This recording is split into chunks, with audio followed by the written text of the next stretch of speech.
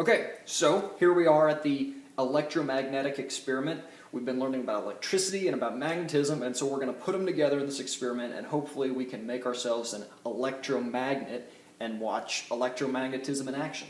So our materials is for your solenoid is the scientific word for it. You're going to need some ferrous metals, so something like iron or steel.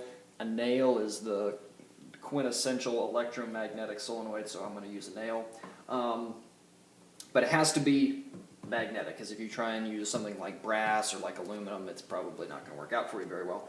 And your battery and your length of wire here. The longer the better, because the more wraps around your nail that you make, the more powerful your magnet's going to be. Notice that we only have one length of wire here. As before, when we were doing our electrolysis experiment, we had 2 wires at each end. You don't need that. We just want one electric current going from one terminal to the other, so one wire. And we have it stripped back as usual so we can get electricity in there. Okay, so what we're going to do is we're going to take our nail here and we're going to wrap our wire around it real tight the whole way down as many times as we can. So I'll go ahead and do that.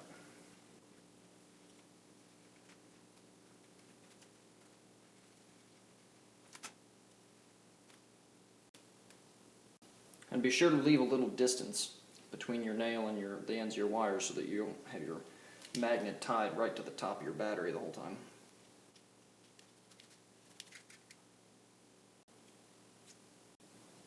Okay, so that's pretty good. We'll stop there. Now what we're going to do is attach our wires each to one end of the battery terminal here.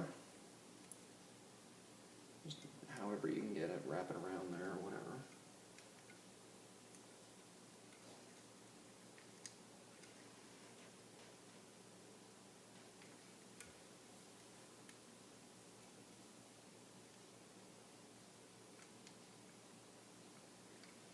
Okay, now what we've got going on is we've got an electric current going through our wire and down into the other terminal, and as we know, or maybe we don't know it yet, but we're going to know about it soon, or you know about it now, is around every electric current a magnetic field is induced. So if you have an electric current going this way, then you have a magnetic field spiraling and swirling around it all the time and always, and it goes the other way around. So if you have a magnetic field, you can also induce an electric current. It's the principle between electric generators and electric motors and that kind of thing. Very cool. But we have an electric current inducing a magnetic field in this nail.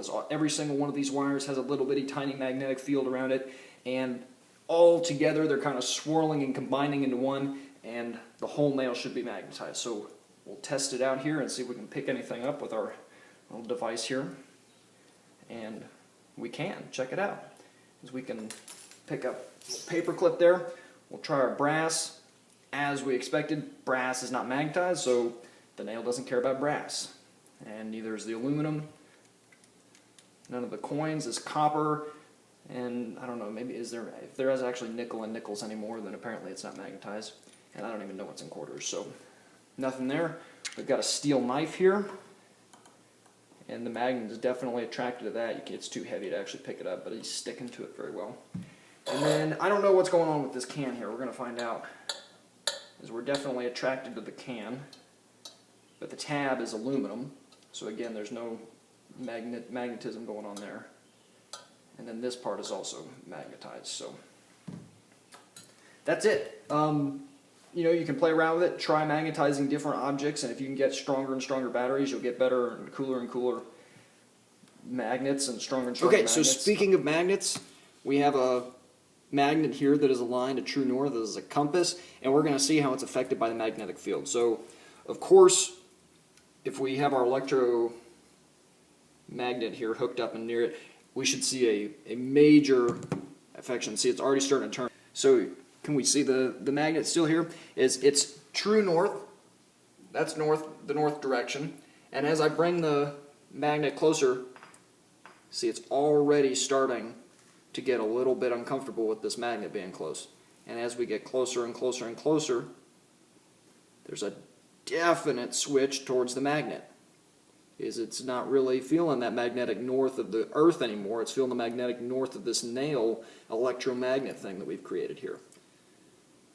So Oh, my terminal just fell off. Okay, so that's pretty cool. That's expected. Let's see if we can just see the straight up magnetic field around an electric current that's not wound around into this magnetic solenoid contraption here. Okay, so now we've just got a wire. We're going to hook it up to both terminals of our battery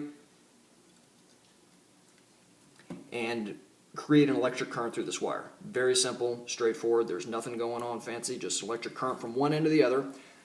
But science says that anytime there's an electric current, there should be a magnetic field induced around it. So our compass is pointing towards magnetic north. Great. If we bring this wire close, oh my gracious, there is a magnetic field around the wire just because there's an electric current going through it, and the compass can feel it. So there you go. Magnetism, it always hangs out with electricity. The two are inseparable. Anytime you find electric current, there will be a magnetic field around it. The end.